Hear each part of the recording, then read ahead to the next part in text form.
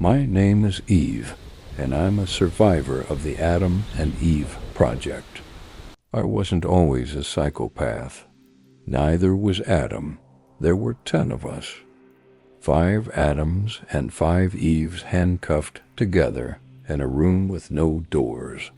When I opened my eyes, staring at an unfamiliar ceiling, my name was Eve. I had no other names but Eve. There were 9 bodies spread around me, including a boy, a lump attached to me, curled into a ball. Our real identities were lost, though I could recall small things, tiny splinters still holding on. I saw a dark room filled with twinkling fairy lights, a bookshelf decorated with titles I never read, boxes of prescribed medication sticking from an overflowing trash can. The walls were covered in sticky notes and calendars, a chalkboard bearing a countdown to a date that had long since passed. I thought you were going to try this time. Why do you make it so hard? The voice was a ghost in my head. She didn't have a name, barely an identity, but my heart knew her. She existed as a shadow right in the back of my mind, suppressed deep down. With her, I remembered the rain soaking my face and my pounding footsteps through dirt. When I tried to dive deeper inside these splinters, I hit a wall. It should have confused me, angered me, but I couldn't feel anger. There was only a sense of melancholy that I had lost someone close to me. With no proper memories, though, I didn't feel sad. I wasn't the first one awake. There were others, but neither of us spoke, trapped inside our own minds. Drawing my knees to my chest, I wondered what the others were feeling and thinking. Did they have loved ones they couldn't fully remember? I did know one thing. There was something wrong with my body, the bones in my knees cracking when I moved them. Everything felt stiff and wrong, my neck giving a satisfying popping noise when I tipped my head left to right. The room was made of glass, 4 glass walls casting 4 different versions of me. It was like looking into a fun mirror, each variant of me growing progressively more contorted, a monster blinking back. There was a metal thing wrapped around my wrist, and when I tugged it, the lump next to me groaned. I noticed the handcuff and the lump when I was half awake, but I thought I was hallucinating. The lump had breath that smelled of garlic coffee, and he snored. Adam, my mind told me. The lump's name was Adam.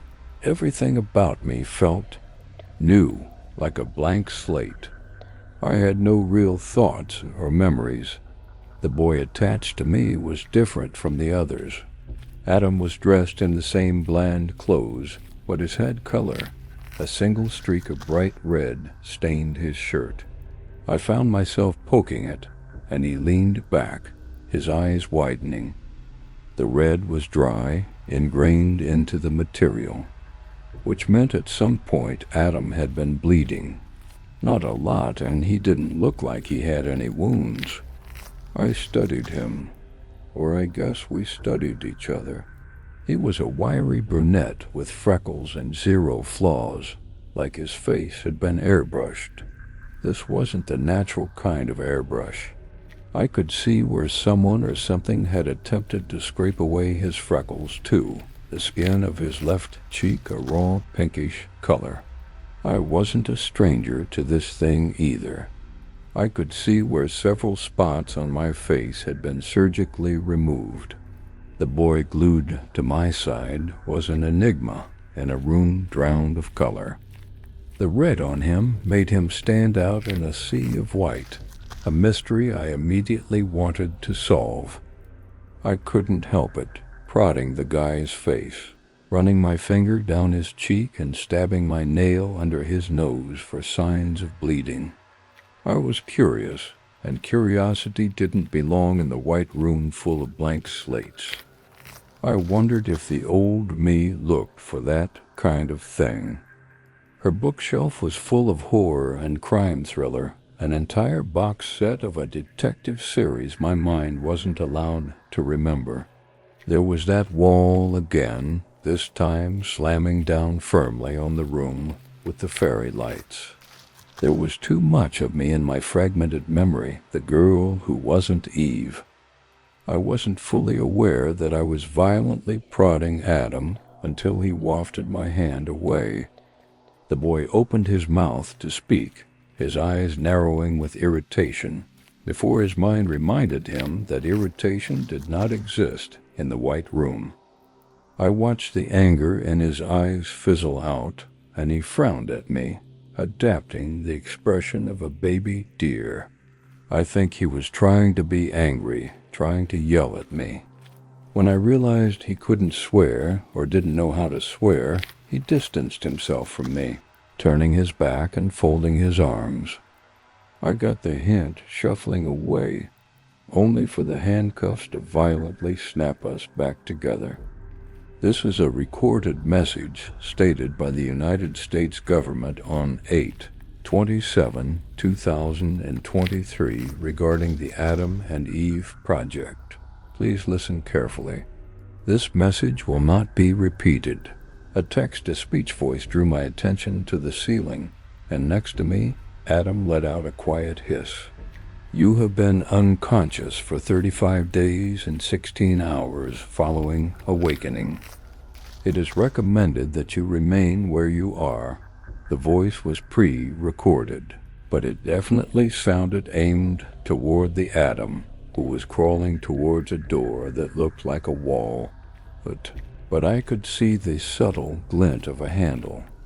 200 years ago, on April 5th, 2023, NASA announced the discovery of dark sky, a potentially hazardous NEO near-Earth object was estimated to miss our planet, flying by at just 19,000 miles, 32,000 kilometers, 200 years ago.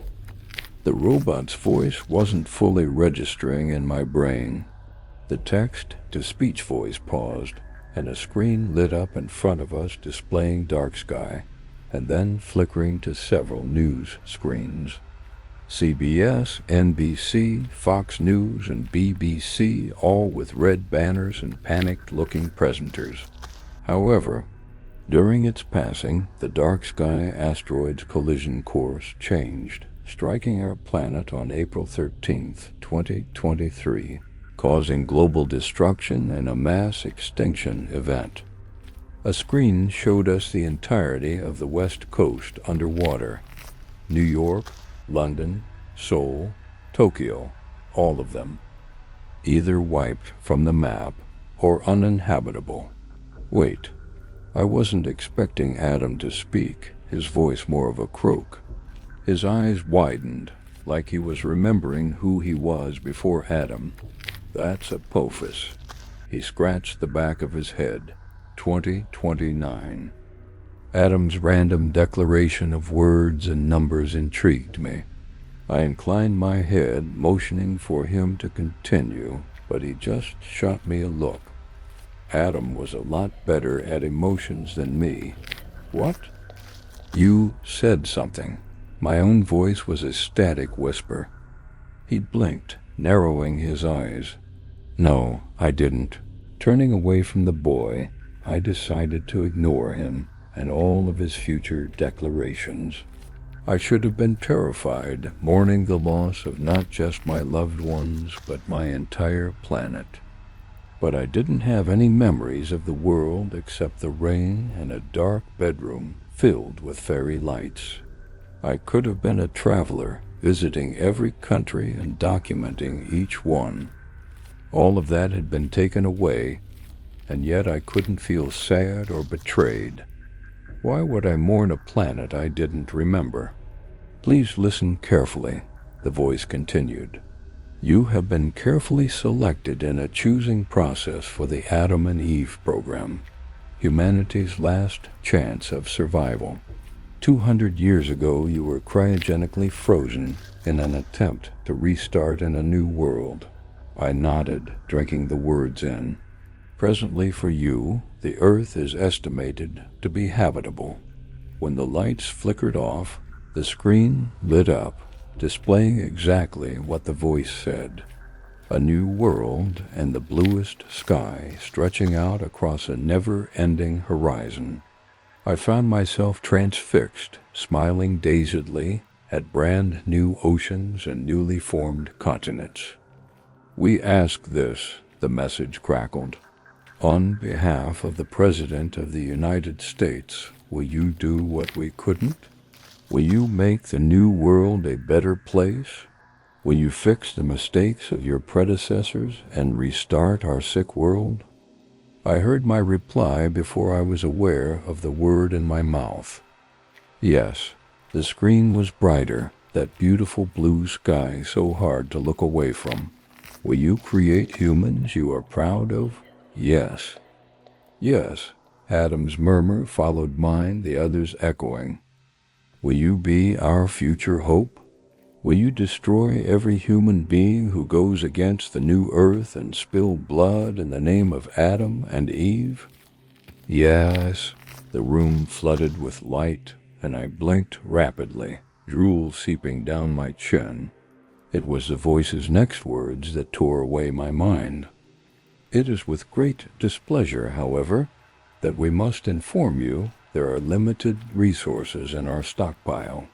The ceiling opened up, a large ratty bag dropping onto the ground. It was a brand new color, but this time a moldy green. Something snapped in two inside my mind.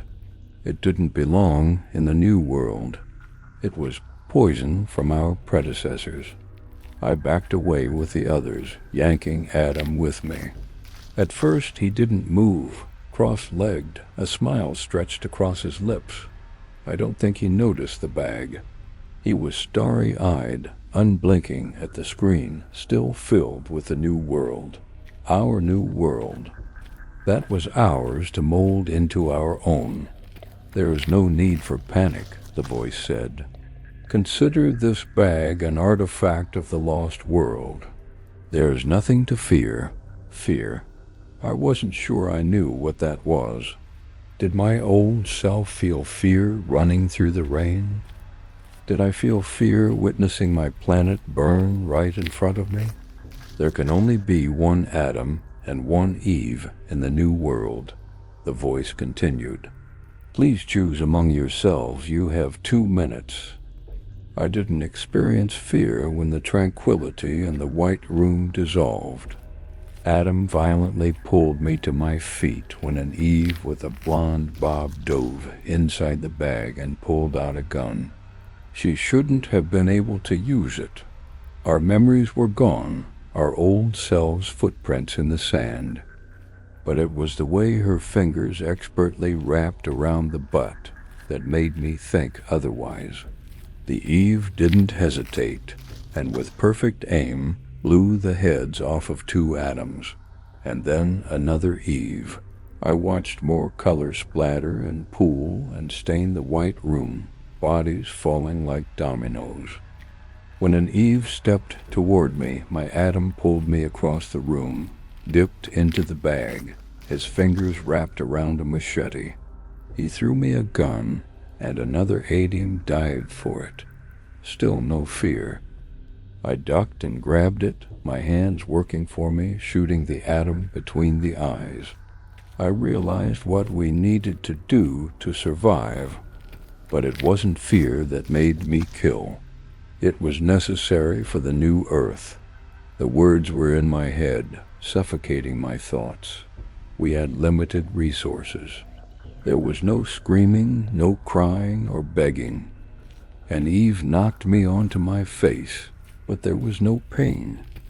She kicked me in the head, plunging her knife into the back of my leg. Still no pain. Blood stained me, running down my chin. No pain. I didn't think. I just acted. 1 Adam and Eve left, and they were hardest to take down. The Eve circled me, eyes narrowed, calculating my every move. Adam and I communicated through nods and head gestures. Adam told me to go for the sandy-haired Adam while he would take a swipe at an Eve. I was taken off guard when the Adam surrendered, only to kick me onto my back, knocking Adam off balance too. I thought we were going to die, but my Adam had been following and predicting their every move. Back to back, I reached for my gun, 2 bullets left. I managed to get Eve straight through her left eye. I didn't notice we were the only ones left until the walls were stained red, my hands coated with Adams and Eves, and the final Adam was lying in a stemming pool of blood. I had pieces of skull stuck in my hair, and I was out of breath, but I felt a sense of triumph. There was so much blood, but it was the blood of the old world. Both of us knew that. Adam turned to me, his eyes filled with stars, his skin stained red. I thought he was going to hug me, but his gaze found the screen where our new world awaited us. The 2 of us were breathless, awaiting the next instructions. But none came. I counted hours, and then a full day. Adam had gotten progressively less appealing the longer I stayed isolated with him. He sat against the wall with his knees to his chest, head of matted curls against the glass, the 2 of us suffocating in the stink from the slow decomposition around us. The other Adams and Eves were in their first stage. Bloating. How did I know that? 2029. Adam kept muttering to himself over and over again. It was the same number repeatedly. I couldn't feel anger or irritable, but I was confused why he was saying it. Another day went by, and I was starting to feel deeply suppressed hunger start to bleed through. I watched Adam counting to himself, his eyes closed, feet tapping on the floor, and wondered if the new world would accept cannibalism. Adam stared at himself in the fun mirror a lot, making noises with his mouth. I wasn't fully concentrating when he turned to me, blurting, "How big was Apophis again?" To me, his words were alien, and I ignored him. But then he started talking again, spewing random words. Huntley Diving Center, med school, cheese sandwich, man with a bald head.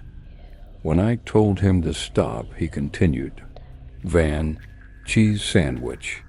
Pretty little liars." He knocked his head against the wall. Professor Jacobs told me to go, but I didn't want to go. I told him I'd call the cops, and then I'm seeing silver. "Adam," I said. "Stop. Bad news," he whispered. "Very bad news. I'm not allowed to tell anyone." "Adam," I think I was irritated. "You're talking too," he grumbled. Was he feeling anger? I didn't realize I was angry until my blood was boiling, my teeth gritted together. "Yes, because you keep singing and talking and making mouth noises, and you're driving me insane." His grin told me one thing. No matter what happened and what toxic and tainted parts of humans we wanted to leave behind, we were those last remnants. "Don't look at me like that," I snapped. He rolled his eyes. "Like what?" "Like that." I turned towards the wall, folding my arms. "Immature," he muttered. "I'm the immature one?" Adam sighed. When I turned my head, his eyes flickered shut. United States, Canada, Mexico, Panama, Haiti, Jamaica, Peru. His gaze tracked the screen in front of us. Republic Dominican, Cuba, Caribbean, Greenland, El Salvador too. I don't know what possessed me to whip around, lunging at him like an animal. I got close. So close, shuffling over to him, his breath tickled my chin. Adam's eyes were still closed, but he was smiling, and my stomach fluttered. I leaned forward, suddenly remembering that as Adam and Eve, we had a job to do. I think he knew that, too, because the second I moved closer, he jolted away. "I'd rather reproduce with a plant," Adam muttered. I was suddenly consumed with fear. I had to continue the human race. But did it have to be with him? Asterisk. We've found them. And Adam's voice, a human voice, ripped me from strange, foggy-like thoughts. I shuffled back, swiping at my eyes. Was I crying? "Over here." Thundering footsteps followed, and something in my gut twisted. I stood up, swaying. Adam followed, half-lidded eyes barely finding mine. His expression was new. I think mine was too. Fear. Humans. Before I knew what was happening, I was being grabbed by masked men who were surprisingly gentle. Humans. I didn't know what to say. I asked them how they survived the asteroid impact, and they told me to stay calm. Adam was behind me, his arms pinned behind his back. He was being told to stay calm, but Adam was calm. He may have been nodding along to the human's words, but he was thinking exactly what I was. When an Eve cupped my cheeks and asked if I was okay, my gaze flicked to my discarded gun. "Oliva," she was yelling in my face. "Sweetie, you're in shock. Can you tell me how many fingers I'm holding up?" I nodded, dizzily, unable to tear my gaze from my weapon. "5."